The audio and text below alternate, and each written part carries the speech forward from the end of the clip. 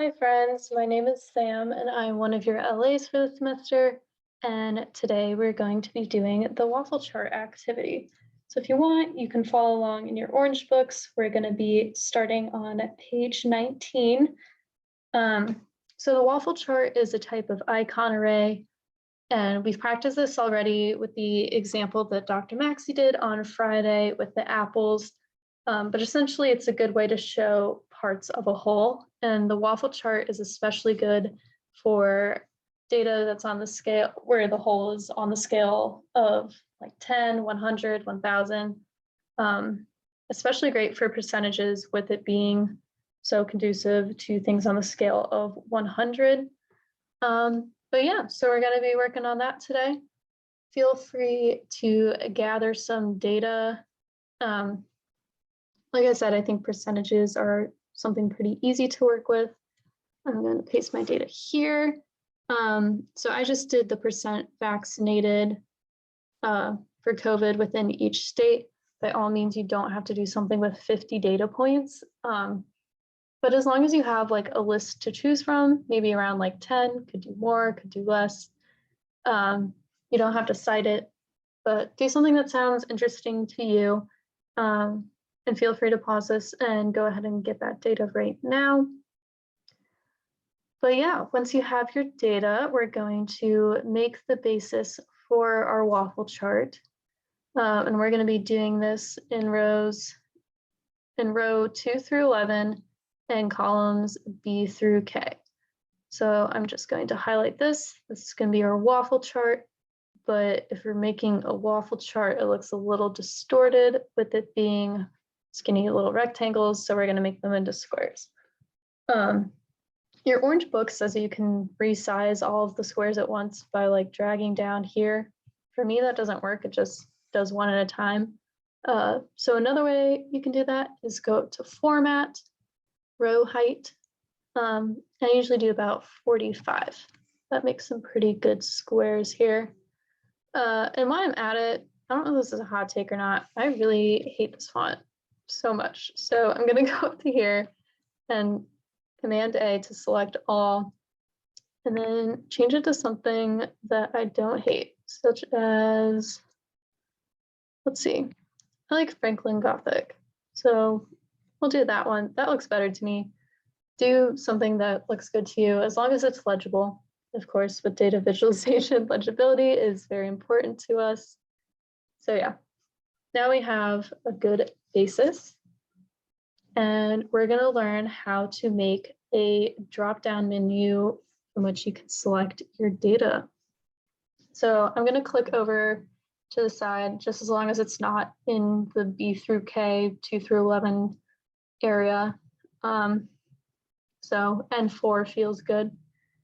And we're going to go up to the Data tab, then go to Data Validation, hit the little arrow on the side, go down to Data Validation, and here's where we can go to make our list. So I want to change any value to list and make sure that in cell dropdown is selected.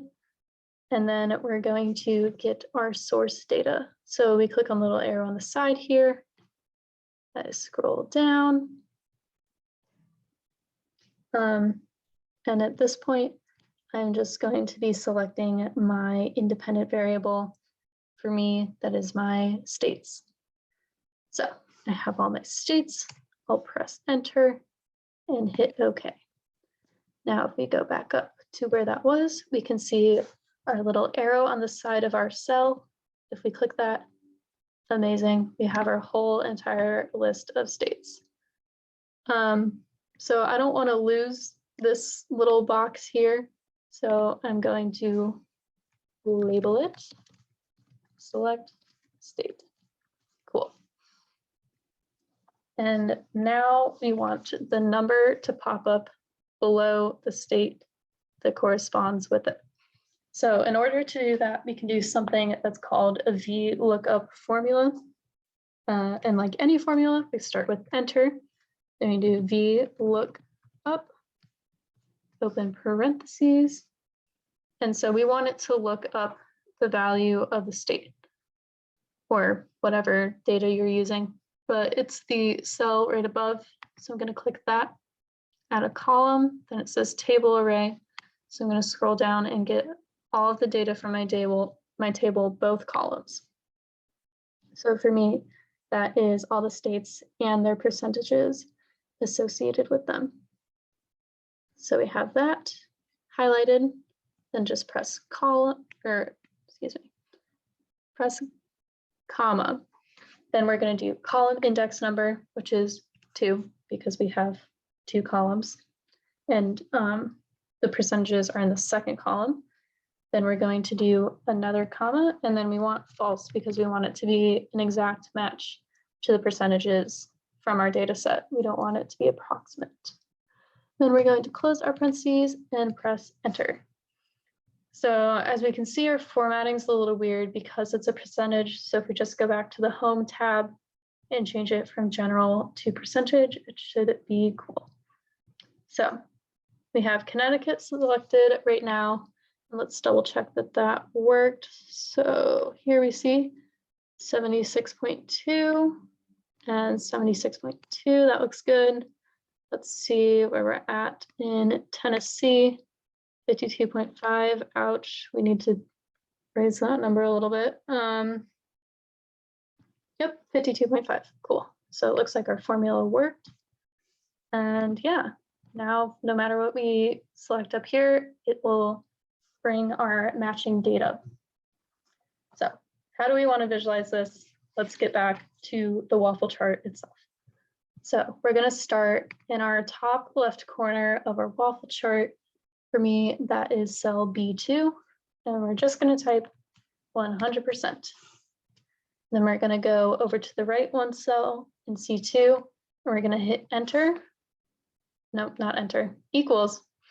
Then we're going to click on B2 minus 1%. And that's going to give us 99%.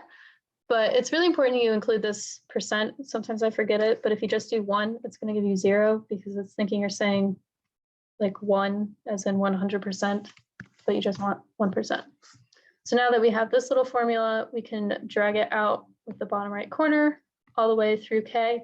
And look at that, we have the beginning of our waffle chart.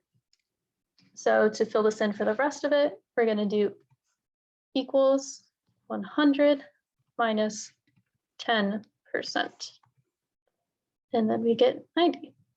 So then we're going to go up here, highlight these, hit Command C, Command V, and our whole little formula pasted. So I'm going to highlight this second row and drag it all the way down to complete the rest of our chart through row 11, and it should end on 1% here. So that is our little waffle chart backbone completed, but the numbers are ugly, so we're going to make this into the cool little visualization aspect of it. But first, I want to change this off of Utah. Let's go back to Tennessee. Okay, so in order to color code this and make it all pretty, we're going to highlight our waffle chart and go up to conditional formatting, highlight cells, rules, and then we're going to select greater than. So this is visualizing all of the data that's greater than the percentage vaccinated, at least for my data set.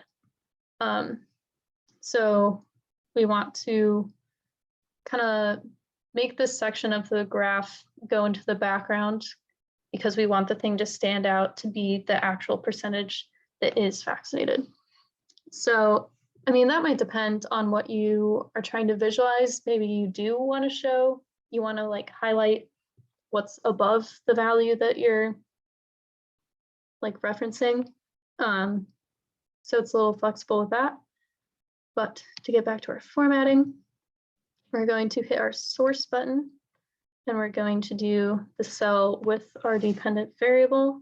And you can see how that changed from 50, because I think that's what it auto set to 52, which is what our data is here. And hit enter. And then I don't like this red, so we're going to change it. We're going to make it gray. So let's go to fill. That seems like a good gray. And then we want to go back to font and make sure that it's the same color as that gray. Otherwise, we're going to see the numbers like we do now, and that like kind of takes away from the impact of it. So we're going to hit OK. And now it is all grayed out and very cool looking. But while we still have the chart highlighted, we're going to go back up to conditional formatting, highlight cells rules, and go to less than. And this is the one we do want to highlight, but we want to make sure, go back to here, hit enter. Then for the fill color, I kind of don't hate the red. I feel like COVID makes me think of red. Maybe it's because all those pictures of the virus are like the little red spike protein guys. But we're gonna make sure the fill and the font color match. Feel free to make this color relevant to your data, just as long as it contrasts with the other color well. And we're gonna hit OK and OK. Then our last step is to go back up, go to highlight cells rules, then equal to. Then you know the drill by now. We're gonna go back down to custom. And for me, the ones that are equal to, I want to match my impact color. So I'm going to make those coordinate. So we have a, oh, let me zoom out a little bit so you can see. It's a good start, but it looks really ugly at the moment. So we're gonna add some definition and make it actually look like a waffle. So we get to highlight our waffle chart again. Then over here in the little font menu, we're going to go to the borders, but hit the little arrow next to it. Scroll down to more borders. And then we're going to click on the thickest option you see. And we want to do all of the horizontal and all of the vertical borders. But we want to do them in white. So sometimes I just do it in black first, because as you can see, once we change it to white, it's literally impossible to see. And I just double check that as I click these, the black ones disappear, meaning that the white's going on top of it. That stuff's really unnecessary, but it helps me keep everything in track. And look at that, we have a little waffle.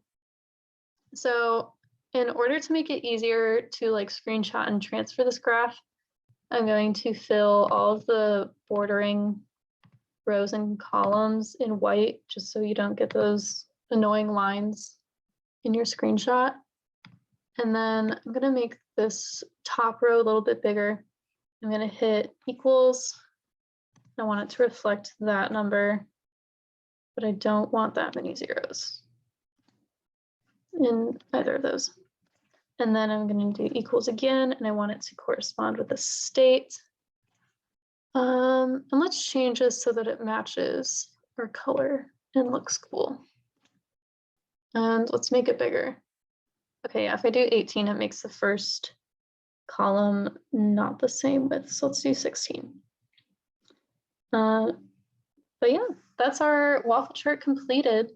And with this formula, it's so much more versatile than just doing it by hand, because now if you change the state, the chart changes with it, which is very cool.